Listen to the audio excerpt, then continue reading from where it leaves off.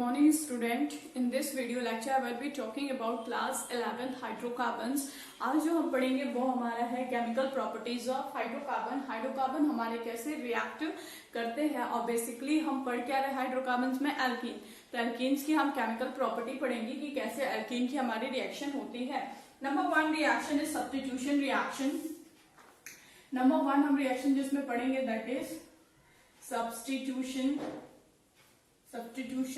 Reaction.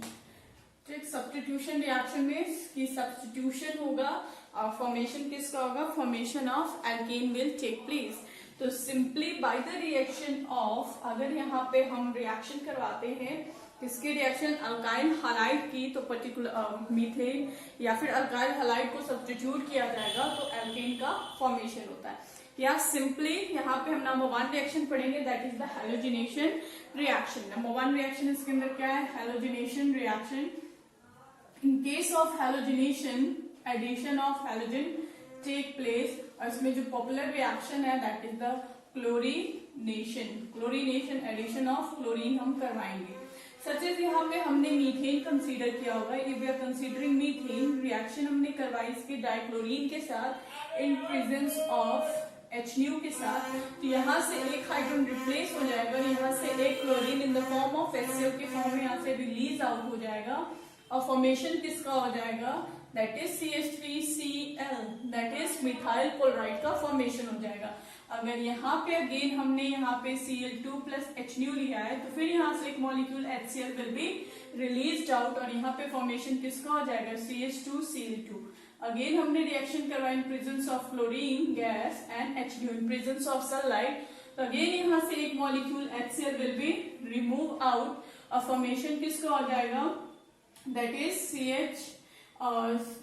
CHCl3, that is chloroform.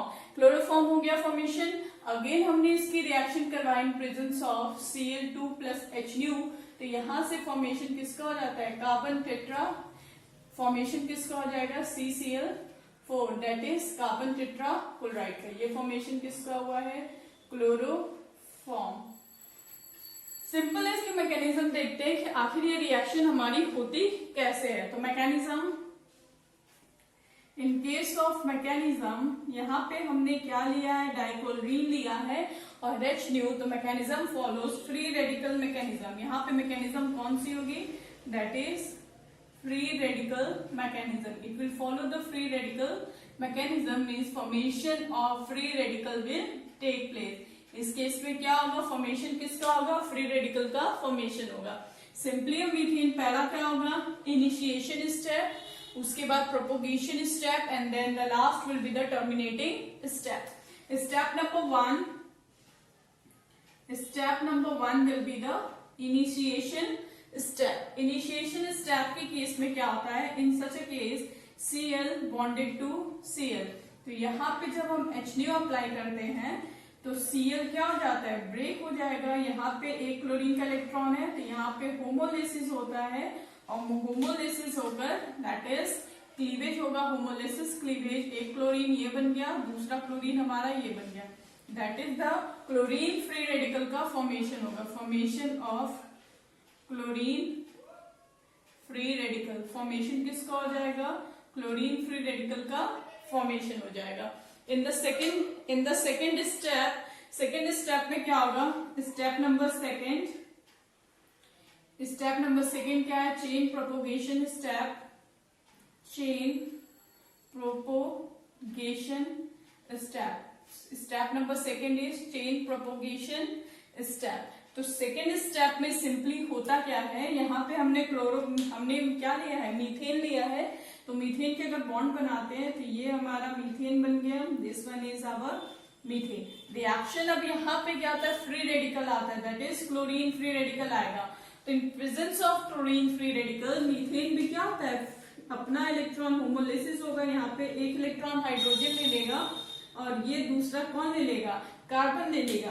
तो ये hydrogen और ये क्लोरीन मिलके क्या बना देंगे, HCl का फॉर्मेशन हो जाएगा और यहाँ से क्या बन जाएगा, that is CH3.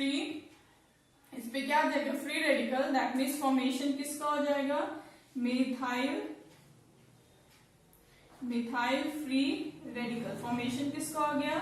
Methyl free radical का फॉर्मेशन हो जाएगा।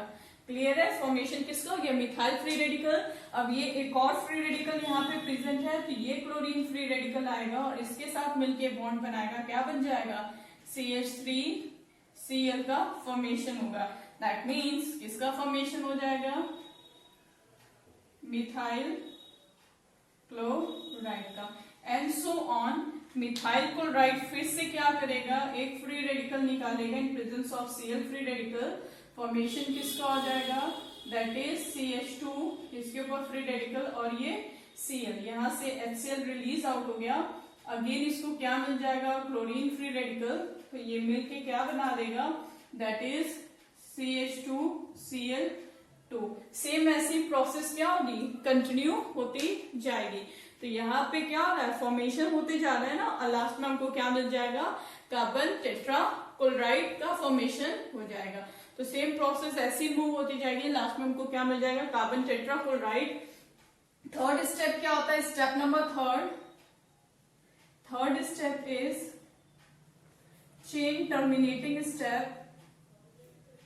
Chain terminating step number third is chain terminating step. इस केस में वो क्या होता है? फ्री रेडिकल आपस में ज्वाइन हो जाते हैं। जैसे कि हाइड्रोजन फ्री रेडिकल किसके साथ ज्वाइन हो रहा है? क्लोराइड फ्री रेडिकल के साथ क्या बन रहा है?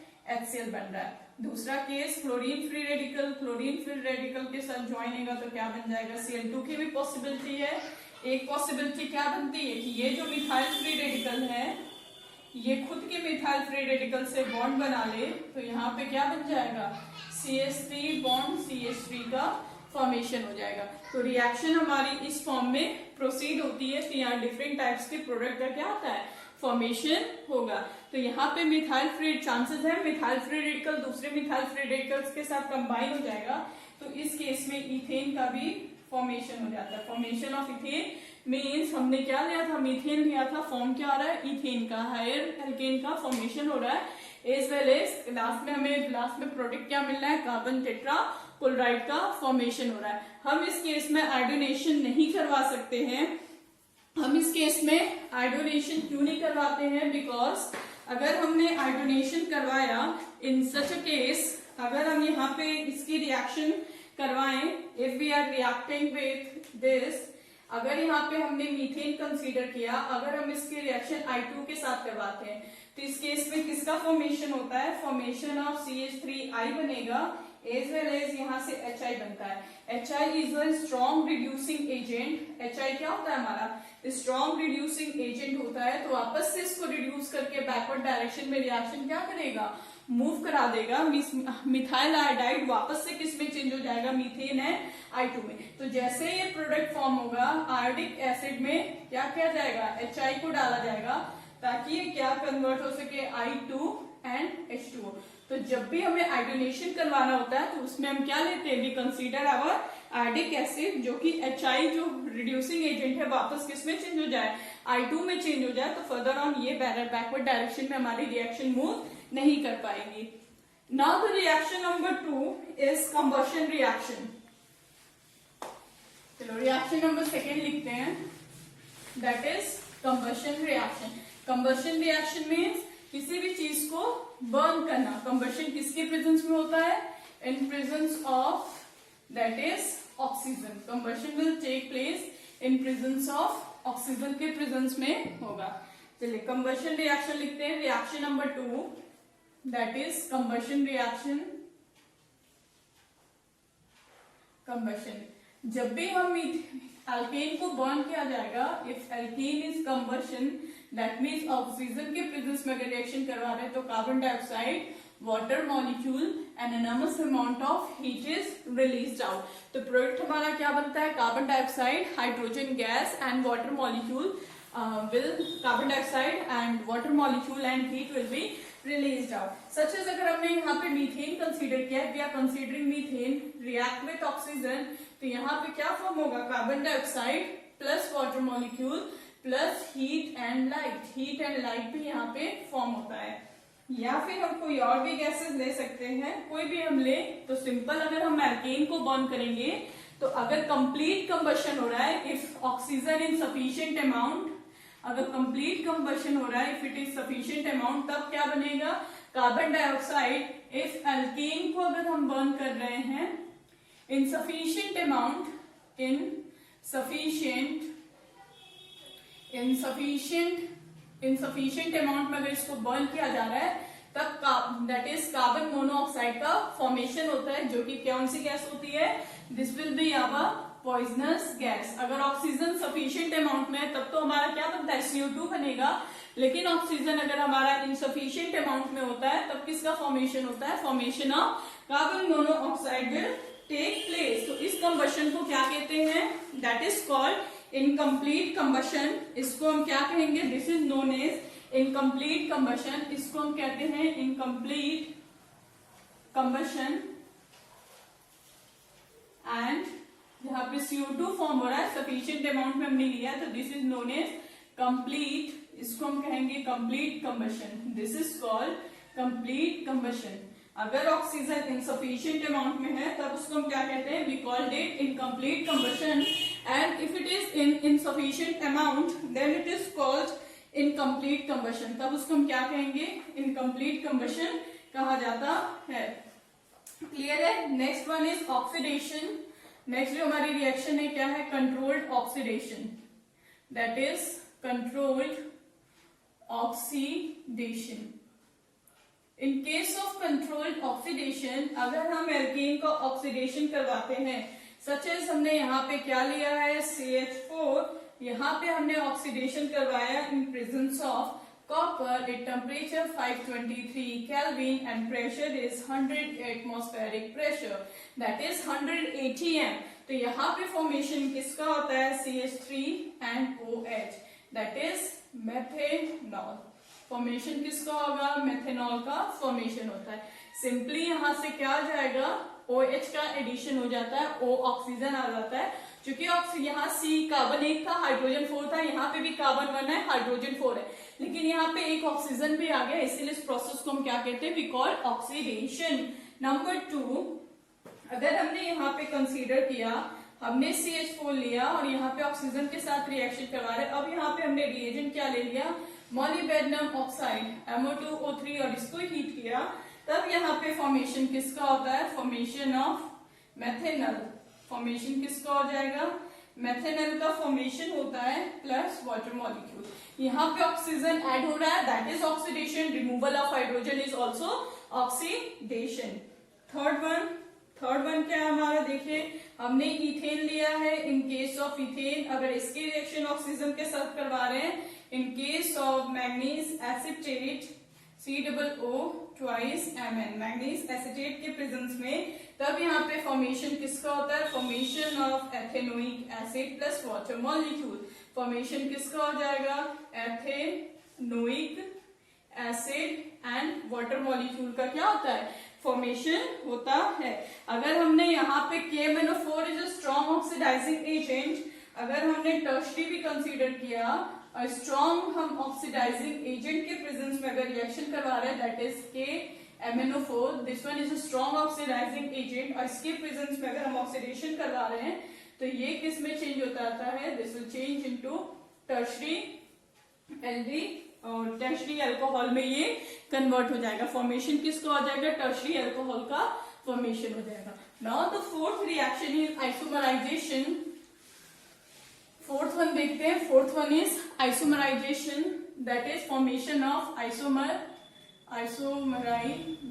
Fourth one is isomerization, that is formation of isomer. तब कैसे हमारा फॉर्मेशन होगा, तो सिंपली अगर कोई हमारी एल्केन की चेन दी रहती है, दैट इज CH2, ये 4 टाइम और ये CH3, दिस इज N-हेक्सेन, ये हमारा क्या है, N-हेक्सेन।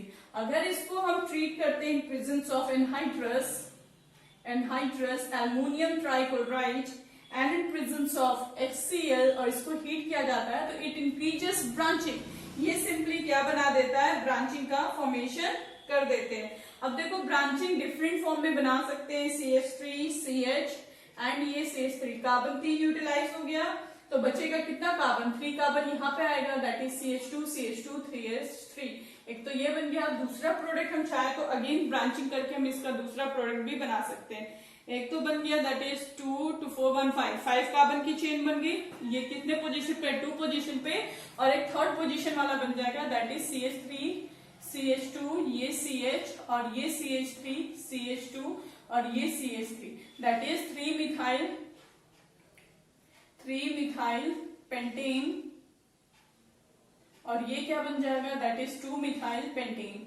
सिंपली क्या होता है, जो हमारी स्ट्रेट चेन होगी वो किसमें चेंज हो जाती है, ब्रांच फॉर्म में कन्वर्ट हो जाती है। अगर हमने रिएजेंट क्या यूज किया है, anhydrous aluminium chloride in presence of HCl अगर हमने यूज किया है तो इट विल इंक्रीज ब्रांचिंग। ये क्या करेगा, इंक्रीज कर देगा branching, it will increase branching. ये ब्रांचिंग को क्या करता है, बढ़ा देता है। सिंपली इस रिएक्शन का यही मीन्स है। और ये क्या, इसका आइसोमेरिक स्ट्रक्चर है, इसीलिए हम इस प्रोसेस को आइसोमराइजेशन कहा जाता है। This process is known as isomerization. Now the reaction number 5 is aromatization. Reaction number 5 is aromatization. In case of aromatic compound is formed, such as यहाँ पे अगर हमने कंसीडर किया CH3 CH2 अगेन CH2, फिर हमने लिया CH2, ये क्या हो गया CH2, और ये हो गया हमारा CH3। टोटल कार्बन 6 है, 1 2 3 4 5 6। This one is N hexane. अगर हमने N हेक्सेन लिया इन दिस केस, अगर हम इसकी रिएक्शन करवाते हैं इन प्रेजेंस ऑफ क्रोमियम ट्राइऑक्साइड और वेनेडियम पेंटाऑक्साइड, या फिर हम मोलिब्डेनम ऑक्साइड किसी के प्रेजेंस में करवाते हैं, तो temperature 773 kelvin and pressure is 10 to 20 atm। अगर यहाँ से हमने कोई भी लिया रिएजेंट, चाहे क्रोमियम ट्राइऑक्साइड ले, वेनेडियम पेंटाऑक्साइड ले, लेकिन टेम्परेचर हमारा 773 केल्विन है और प्रेशर कितना है 10 to 20 atm, तो यहाँ पे सिंपली फॉर्मेशन किसका होता है, formation of benzene will take place. यहाँ से फॉर्मेशन किसका हो जाएगा, बेंजीन का। यहाँ से हाइड्रोजन रिमूव आउट होगा, यहाँ से हाइड्रोजन रिमूव आउट होगा, ये क्या बन जाएगा, पाई बॉन्ड। यहाँ से हाइड्रोजन और ये हाइड्रोजन रिमूव आउट है, पाई बॉन्ड। ये हाइड्रोजन यहाँ से रिमूव आउट होगा, यहाँ पे क्या बन जाएगा, पाई बॉन्ड का फॉर्मेशन हो जाएगा। तो इस फॉर्म में हम रिएक्शन को मेंशन कर सकते हैं। This is known as aromatization. Next क्या आता है हमारा, reaction with steam.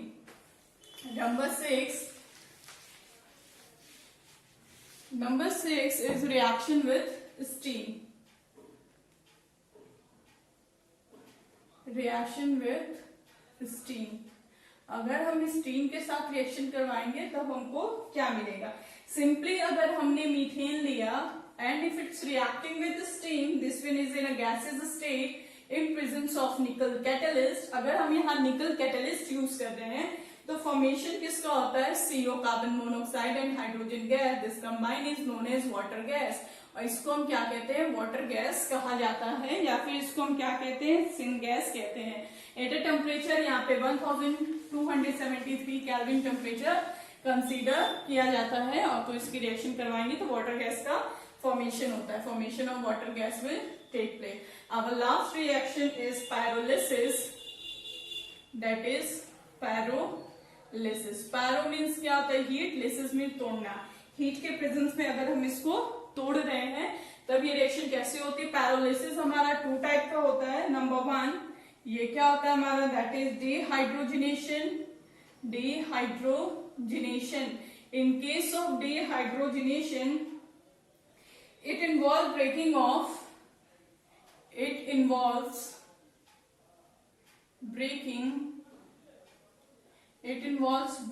of carbon and hydrogen bond. ये कार्बन और हाइड्रोजन बॉन्ड ब्रेक होती है, फॉर्मेशन किसका होता है, एल्कीन्स का फॉर्मेशन होगा। एंड केस नंबर 2 क्या है हमारा, क्रैकिंग होता है, दैट इज क्रैकिंग।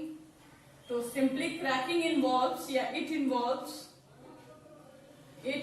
लेसेस या ब्रेकिंग या क्लीवेज, सारे टर्म एक ही है, क्लीवेज ऑफ। इसमें क्या होता है, कार्बन कार्बन की बॉन्ड क्या होती है, क्लीव करती है, as well as carbon and hydrogen की बॉन्ड भी यहाँ पे क्लीव करेगी। और फॉर्मेशन किसका होता है, लोअर एल्केन का फॉर्मेशन होगा। Lower alkanes as well as, अगर कार्बन हाइड्रोजन की बॉन्ड ब्रेक होगी तो किसका फॉर्मेशन हो जाएगा, lower alkanes and lower alkenes का फॉर्मेशन होता है, लोअर एल्कीन्स का फॉर्मेशन होगा। क्लियर है? तो इस केस में ये होता है, जैसे कि अगर हम example if we are considering, example लिख लेते हैं C6H14, this one is our alkene. और एल्केन कौन सा है? हेक्सेन है।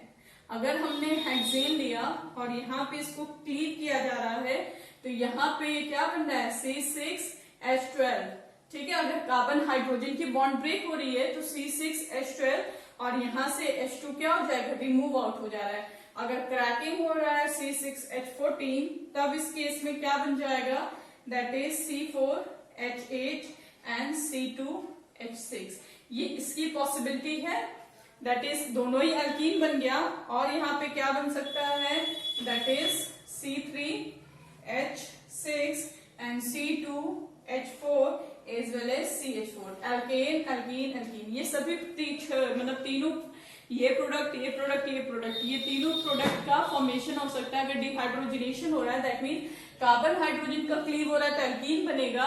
अगर कार्बन कार्बन ब्रेक हो रहा है तो एल्केन बन जाता है, कार्बन हाइड्रोजन ब्रेक होगा तो एल्कीन। तो ये जब क्रैकिंग होता है तो लोअर एल्कीन का फॉर्मेशन